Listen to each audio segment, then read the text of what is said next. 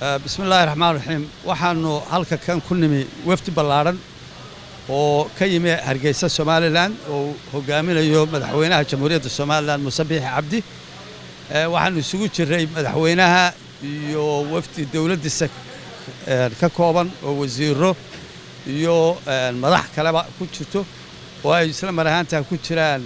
waxay to madax dhaqameed ku jiraan ganacsato dhammaan cayaantii reer Somaliland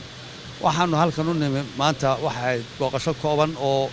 aanu ku nimi si aanu ugu tacsiyeeyno madaxweyne Ismaaciil Cumar Geelle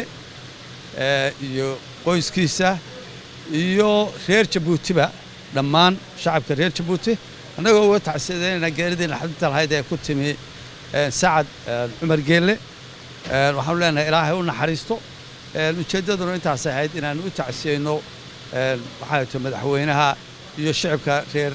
Jabuuti aan walaalaha nahay ee aan dariska nahay insha Allah Ilaahay